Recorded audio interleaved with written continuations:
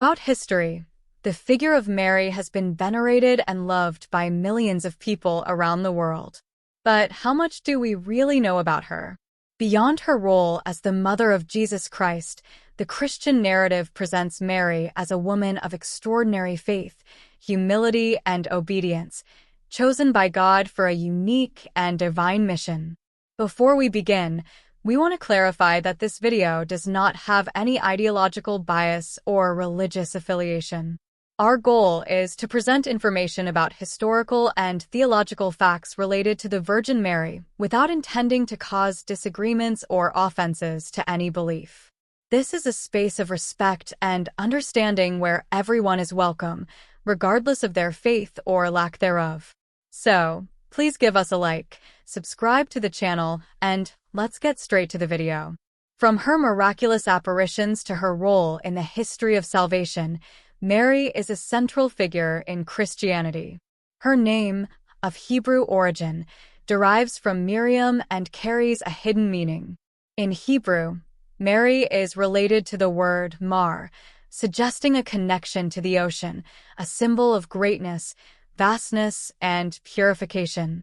This association brings us ideas of renewal and spirituality, reflecting Mary's importance in the Christian tradition.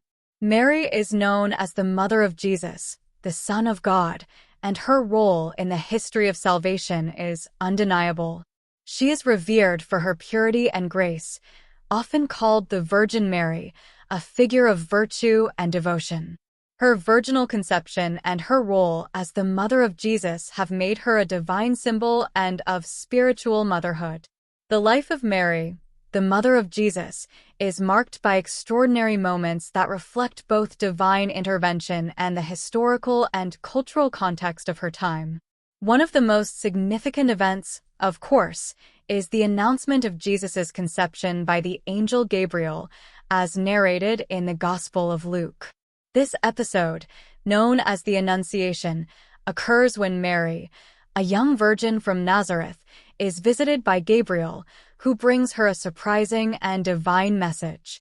Luke's account describes Gabriel appearing to Mary and greeting her with the words, "Hail, full of grace, the Lord is with thee."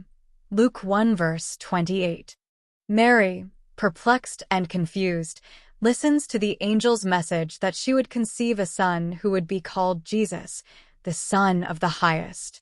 Gabriel explains that the Holy Spirit would come upon her and the power of the Highest would overshadow her, resulting in the conception of Jesus, who would be holy and called the Son of God. Mary's response to this revelation is one of humility and obedience.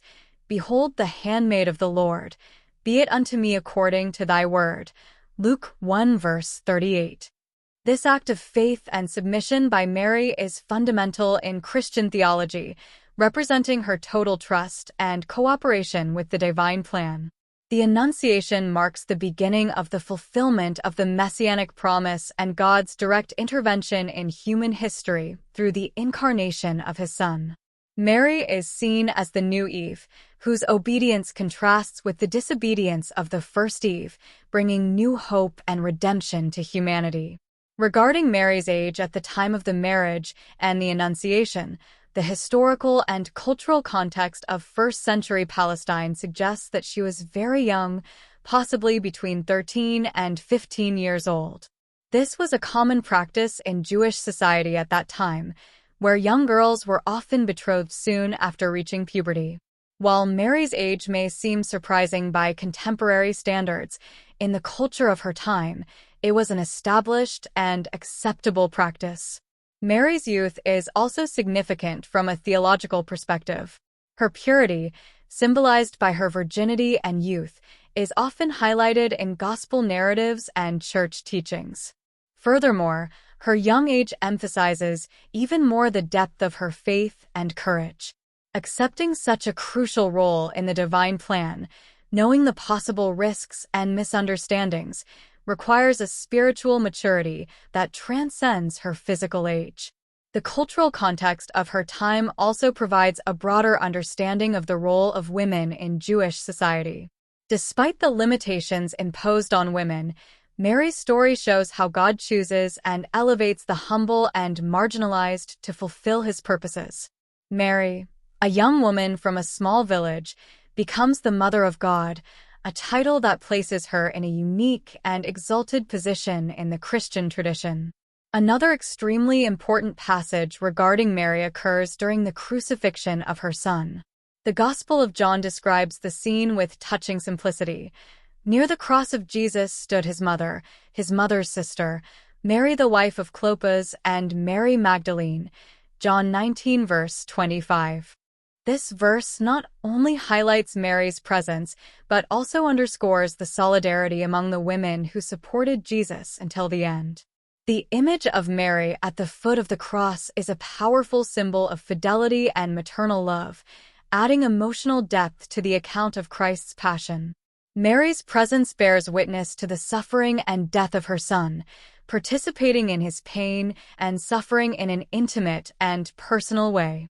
Many theologians view this participation as an extension of her fiat, her yes, given at the Annunciation.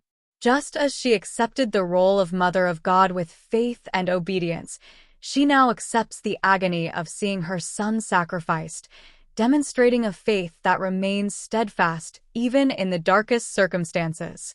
Furthermore, Mary's presence at the foot of the cross is often interpreted as a symbol of the Church.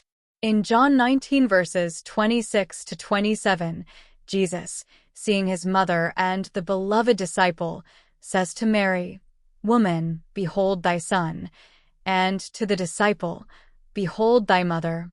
This act of entrusting is seen as a moment of profound theological importance in which Mary is given to humanity as a spiritual mother.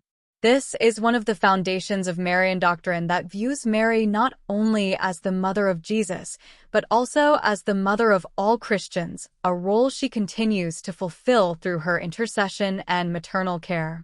The crucifixion is the climax of the mystery of salvation, and Mary's presence reinforces the human and divine dimensions of this event. She not only witnesses the redemption of humanity, but also participates in it in a unique way. Her presence at the cross is a silent testimony of acceptance of Christ's redemptive suffering. The image of Mary suffering with Jesus resonates with Simeon's prophecy, which foretold that a sword would pierce her soul, Luke 2 verse 35, indicating the suffering she would endure as part of her role in the divine plan. This shared suffering between mother and son offers a model of faith and resilience for Christians. Mary, as the mother of sorrows, becomes an icon of compassion and spiritual strength, inspiring the faithful to find meaning and hope even in the most painful experiences. A curious fact about this passage involves the figure of Mary of Clopas mentioned in the New Testament. In the Gospel of John, Mary of Clopas is cited as being present at the foot of Jesus' cross. Near the cross of Jesus stood his mother's sister, Mary the wife of Clopas, and Mary Magdalene, John 19 verse 25. This passage suggests a close familial connection, but the exact interpretation of this relationship remains debated among scholars. The mention of Mary of Clopas as the sister of Jesus' mother is a significant point of interest.